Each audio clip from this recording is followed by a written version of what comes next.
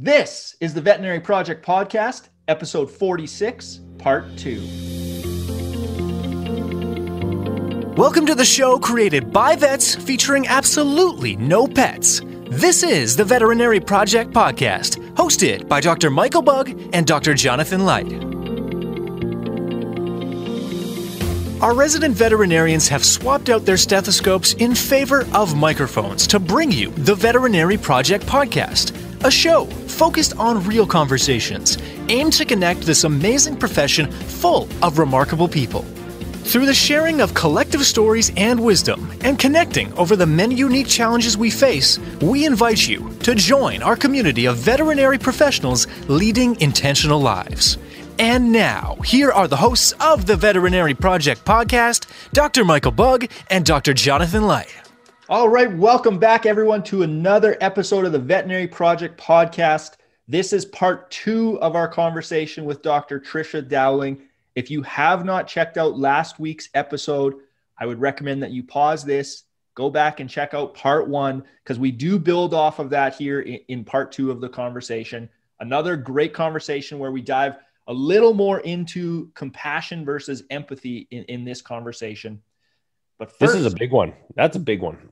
This is a great topic of conversation today, because in veterinary medicine right now, this is at the forefront of everybody's minds. Compassion, fatigue, empathy. And Dr. Dowling, as you mentioned in the last episode, wow, does she have a way of distilling hard, difficult information into a very succinct points that we can understand with our little mini brains compared to her.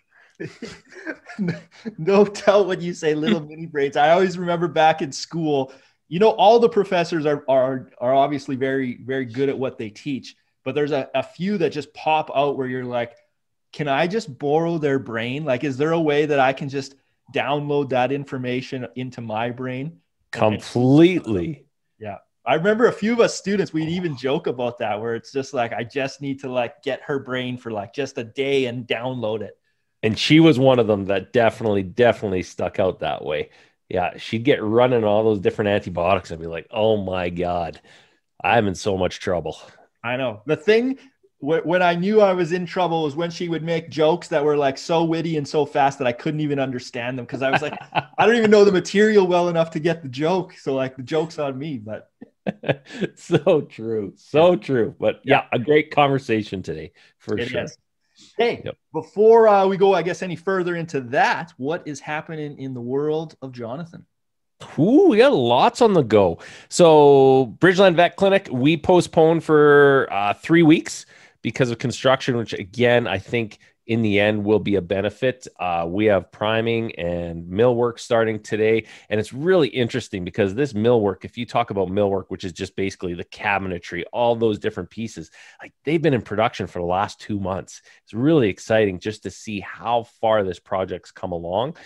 We have team training in the background, the amount of partners, like when we delayed, we had to put a list together of all those that we had to contact.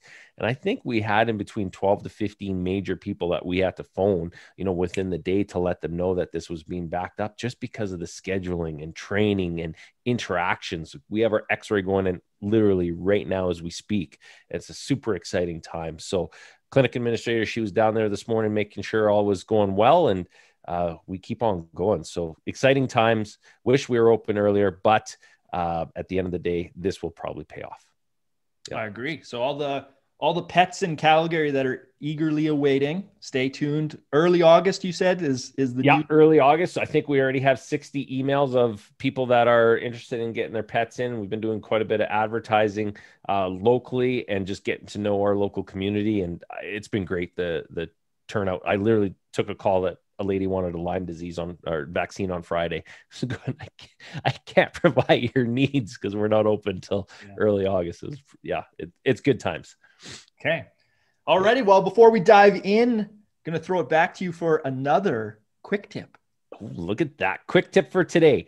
Coming into, for us Canadian listeners, July long weekend. July 1st is Thursday. It's very easy to get stuck in a rut or get stuck in your habits. So this quick tip is as much for me, as much for Mikey B, who doesn't even know what the quick tip is today. But my ask for everybody this week, do something a little different. step outside of the normal habits, step outside of what you do day to day, and go do something different. Whether that's go check out a different restaurant post-COVID, if you can, go for a walk in a different park compared to the park you normally do. Go take a bite of something unique that you normally wouldn't reach out to in the grocery store. I'm putting this out to myself. It's a great time to stretch yourself. We're coming into the summer season. Let's go for it. Let's try something different this week. So quick tip, try something different. Nice. I like it. And we're time stamping it a bit. We're recording this late June. So for our Canadian listeners, July 1st coming up, Canada Day. And for our American listeners, Independence Day, July 4th. Yep. I'm sure they must take Monday as the holiday, or I'm not sure how that works, but hope everyone had great holidays. Moving on, part 2 with Dr. Trish Dowling. I'm not going to read out her bio again. You got to go catch that in part 1. Basically, amazing teacher, professor, has won all sorts of teaching awards, but never stops, moving forward. If we weren't amazed as students with her knowledge of pharmacology, then all of a sudden, 2010, she launches this mindfulness course for veterinary students, always kind of pursuing the next sort of thing. And I think she said, I don't know if it was in part 1 or part 2.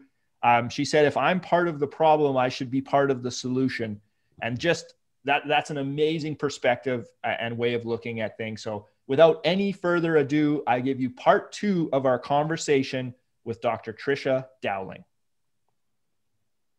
All right, everyone, we are back with Dr. Trish Dowling. If you didn't see last week's episode, make sure you go and check it out. We hear Trisha's backstory and then the buildup of her journey into and kind of experiencing mindfulness over the last decade. I guess you've been practicing mindfulness and researching it more than a decade. Moving into this next part of the conversation, we would like to see how compassion kind of links in with mindfulness. And I know for me, back when I was in vet school, I couldn't break empathy and compassion apart. Like, to me, they were the same. And people would talk about compassion fatigue, empathy fatigue. They just meant the same thing, but turns out that's not the case. So tell us a little bit more about how compassion does not fatigue. Okay. Yeah, this is sort of one of my little pet peeves. And as a veterinarian, when you have a pet, you got to pet it. And so this is also some really interesting work that has evolved through the mindfulness movement. So mindfulness, the definition is simply paying attention on purpose in a particular way and non-judgmentally. So that's just thinking about your toes and that sort of thing. But in the practices, in the original mindfulness-based stress reduction course, there was a lot about compassion, but it was more implicit. And there's been a lot of movement to make compassion work explicit. And there's an amazing researcher named Dr. Kristen Neff, who's at the University of Texas. And she's been kind of the leader in the area of compassion and self-compassion. And so she teaches a specific course on mindfulness, self-compassion. So some of the information that I'm going to refer to is definitely going to be from her. Okay. So Mike, you alluded to that. We've got these words compassion and empathy and like, aren't they the same? And I actually was in that same boat, and I was on a retreat, and one of the teachers there, a palliative care pediatrician, that would be a hard job. Yeah. She had gone to this teaching and learning symposium in Colorado before coming to our retreat. And she was talking about this and how compassion and empathy are not the same thing. And so we call mind puzzles a koan. And so I'm sitting there going, what's the difference? And so then I was able to go and find the recording of the person that she spoke about, who gave this presentation in Colorado. So this is Dr. Tanya Singer, who is a neuroscientist at the Max Planck Institute in Germany. And she has done some of this amazing work on compassion and what is the difference. So I watched this like 12-minute video, and it just blew my doors off. It changed the way I thought about everything, especially in veterinary medicine. So Tanya's work, that compassion and empathy are not the same thing, is really well known in the neurophysiology circles, but I find that healthcare's missed it. So we keep seeing this term compassion fatigue, and it's a misnomer. And I think this is where language matters, because compassion fatigue sounds bad.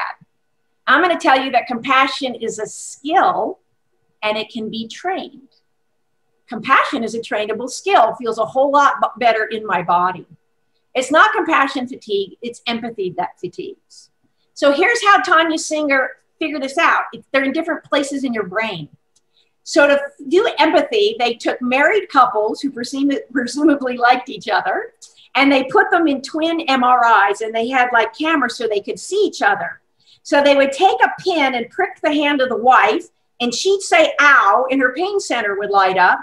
And the husband who liked her would go, ow, too, and his pain center would light up. Not quite as bright, but the same exact center in the brain.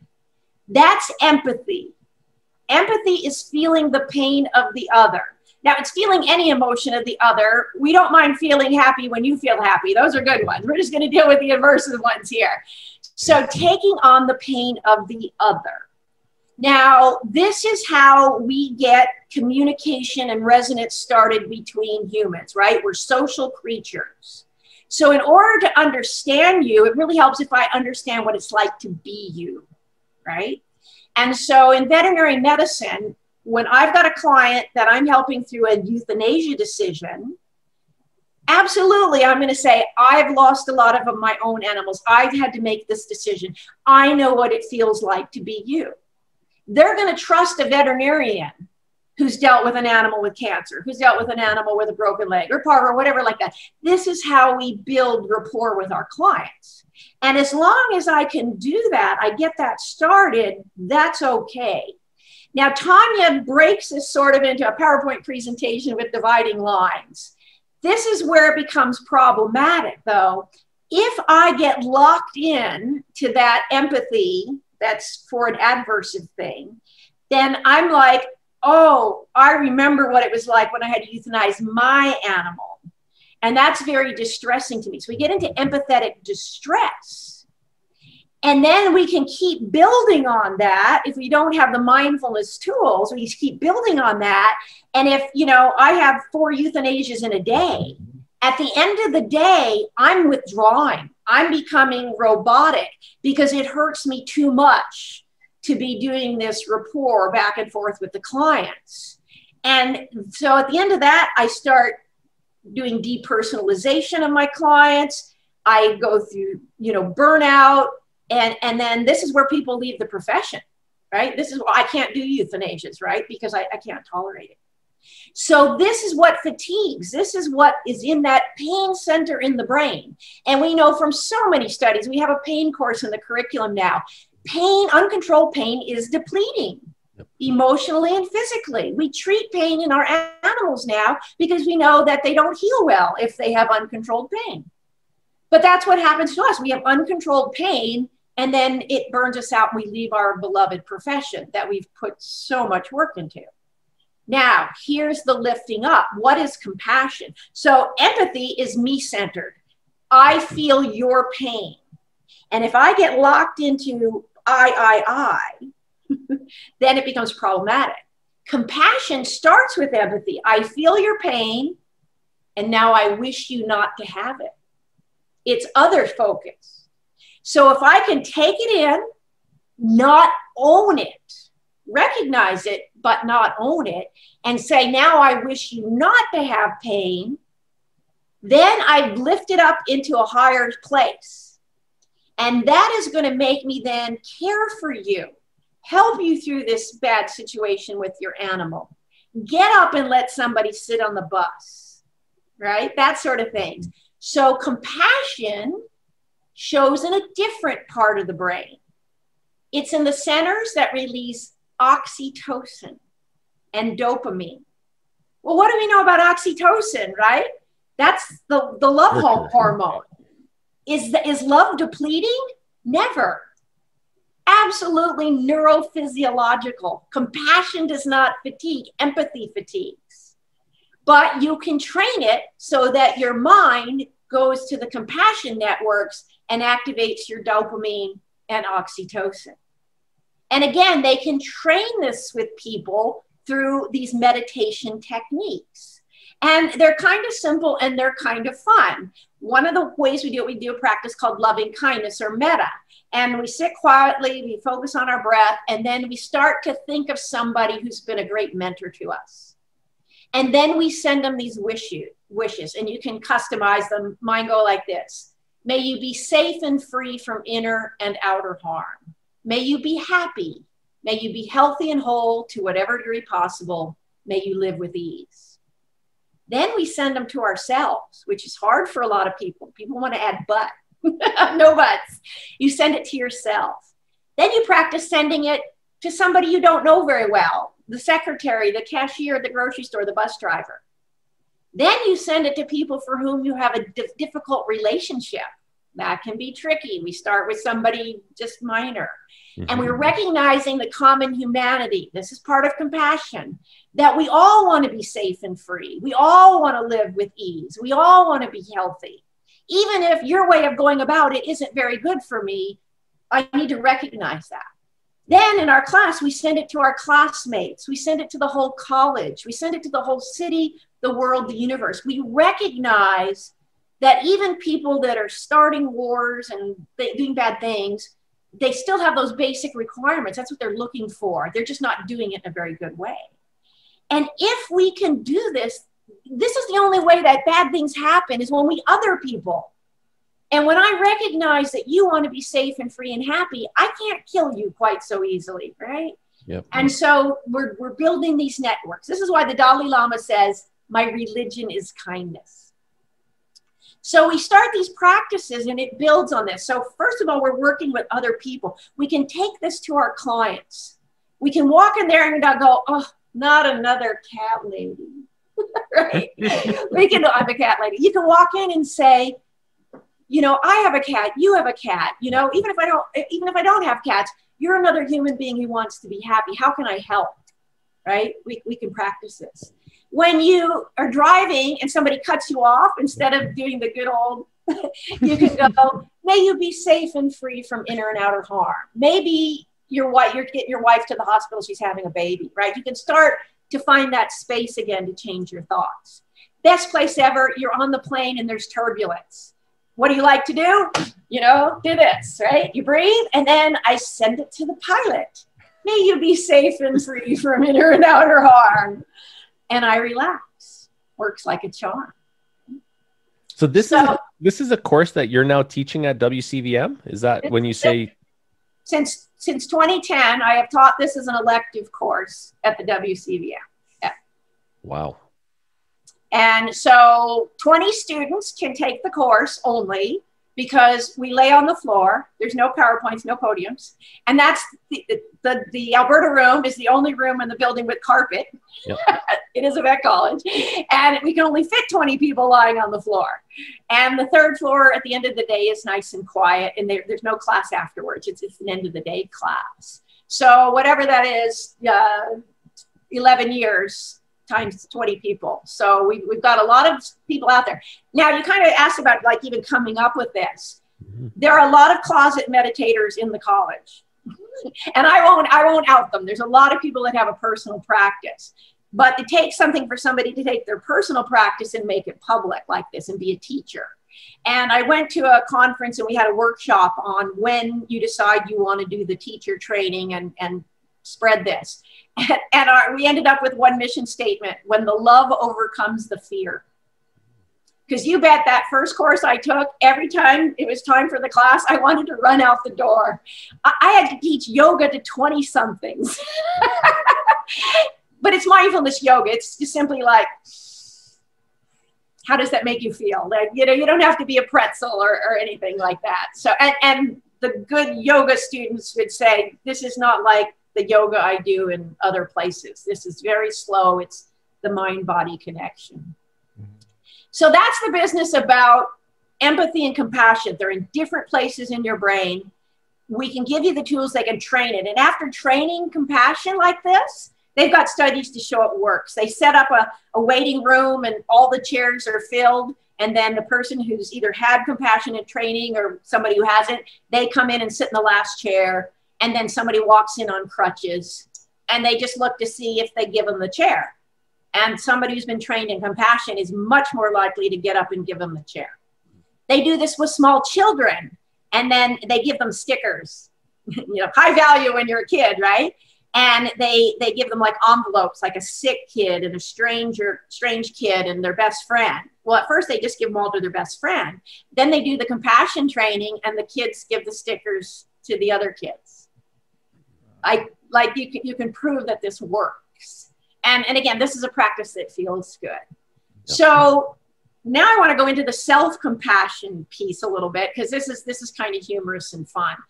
I think that a lot of us in vet med, we have compassion for everybody else except for ourselves. We forgot that one. We think that we've got to drive ourselves really harshly. And we talked about intergenerational trauma. We got to drive ourselves really harshly to succeed. We're worried that they made a mistake letting us into vet school or letting us pass the board exams, right? We have all that sort of stuff. So I don't know if you've had anybody talking about imposter syndrome on your podcast. Have you covered that yet? We haven't gone deep in it, I don't think. No, Everyone we haven't. mentions it, but we haven't drilled down into it.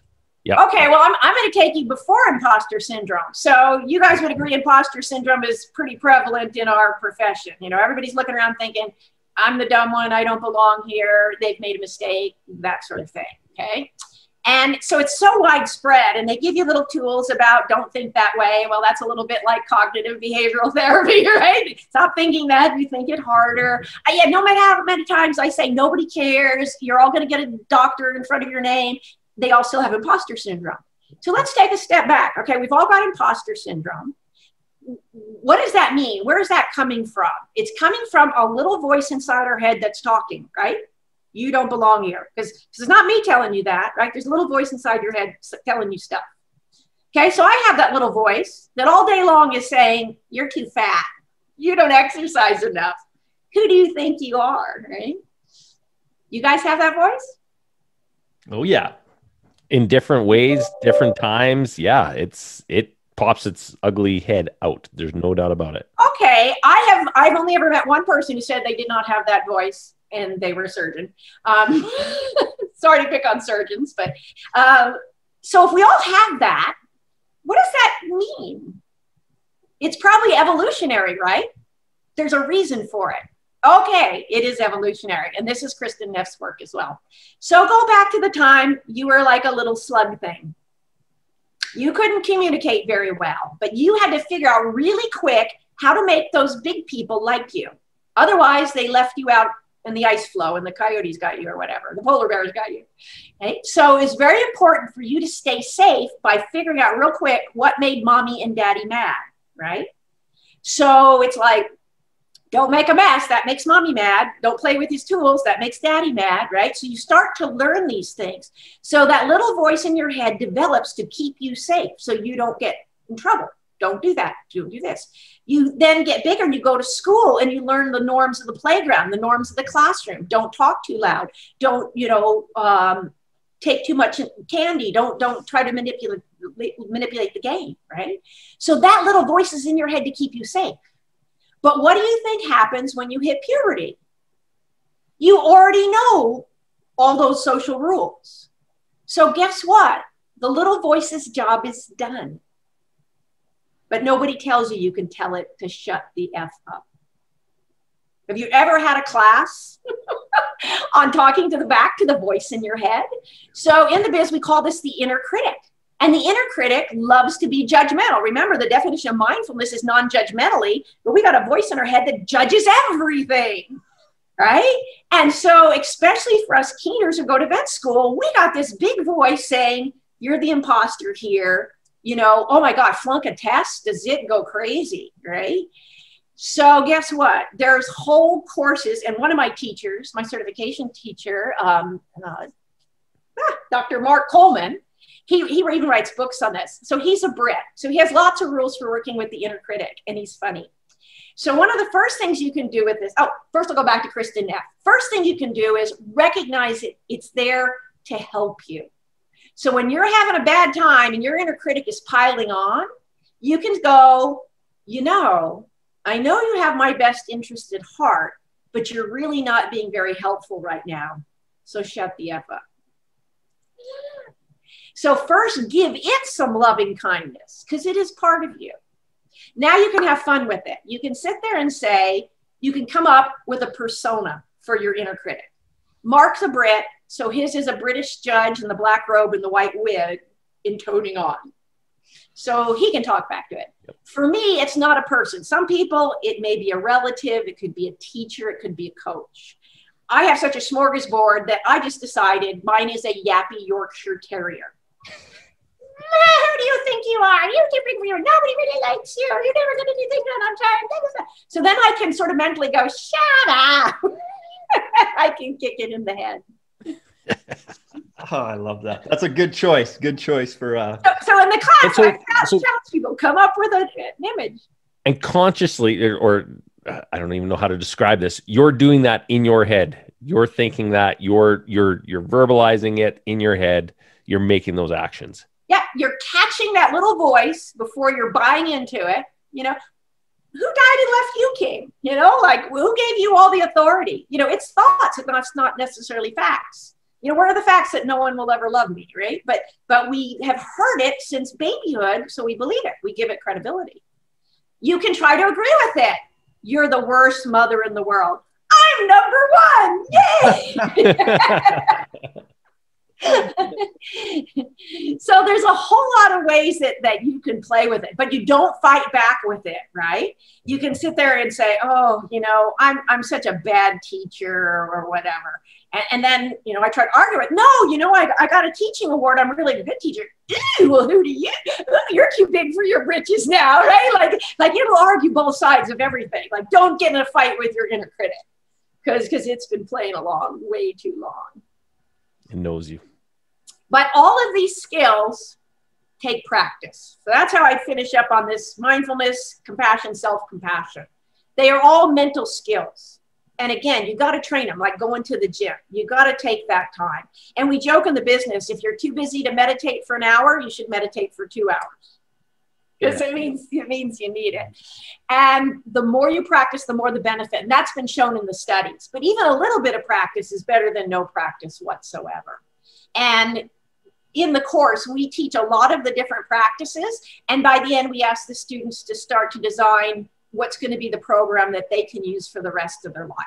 And it may not be a formal meditation program. It might be mindful walking between exam rooms to make sure that when you go in the next exam room, your mind really isn't still in the last exam room. I'm sure you've had that before, where you're with a doctor or a veterinarian and they're not even in the room with you. It doesn't feel very good. Yeah. That's a very useful, good tip. Cause I mean, we all have that run between exam rooms. Oh yeah. Okay, Trish, we are running low on time. I feel like we could do like 5 episodes with you. This is amazing. As we wrap up here, we're going to just kind of end on our impact round quickly. A series of quick, short questions for you. So the first question, and you can't answer horse to this, are you a cat or a dog person? I have to answer both. I'm truly both. Yeah. And goat. I love how the goat made the trip up here with you. And there's a llama arriving next week. Oh, yes. I'm a llama person too. True or false? I knew I wanted to be a veterinarian since I was a kid. It came and went. I'll put it that way. I've always been an animal person. I've always been a horse girl. I played with horses, horse toys, not Barbie dolls. But then I come from a very science-based family. So I emerged into it. And then I got the experience. I worked at the large animal clinic and then I found my people. Yeah. Nice. How would your friends describe what you do for a living? Talk a lot. And they'd call me enthusiastic, which I know means hyperactive. And then I tell them I'm the quiet, shy one of the 4 Dowlings. I'm not even the loud Dowling. I'm the quiet one. My siblings are way louder than me. That must be fun family get-togethers. I was going to say, to be a fly on the wall around like the table. Oh, yeah. Usually they ask us to tone it down in restaurants. What is your favorite hobby? It would be riding. Riding horse riding, nice. What in this world are you most grateful for? My family. Okay. Well, we're going to wrap up here. thank you so much for coming. I know I've had you on the list since we started this podcast, I think. Yep. For anyone following along, if they want to reach out, is there a good place that they can connect with you? Probably the best place would be my email, and even the office phone number gets forwarded to me because I'm on sabbatical. So that's all on the WCBM webpage. Pretty easy to find. Okay. All right, Trish, as always, the last word goes to you. What message would you like to leave for the veterinary community? I would say take care of yourself. Self-care only works if you practice it. Thank you for listening to the Veterinary Project Podcast. As a recap, on behalf of our hosts, the Veterinary Project Podcast will be releasing new episodes weekly. So be sure to tune in as we bring you more conversations aimed at helping you enjoy a life well lived. If you enjoyed what you heard on the show and you want to stay in the know, please like, love, and or subscribe to the podcast on the listening platform of your choosing, as we're available on all the usual suspects. If you know of others that may benefit from these conversations, we'd love it if you please share the show with them, as this will help us grow our community to reach more and more veterinary professionals. Speaking of which, if you are a veterinary professional and would like to get connected with more like-minded individuals who are joining us on this journey, please send an email to theveterinaryprojectpodcast@gmail.com, and we'll invite you to be a part of our private Facebook group.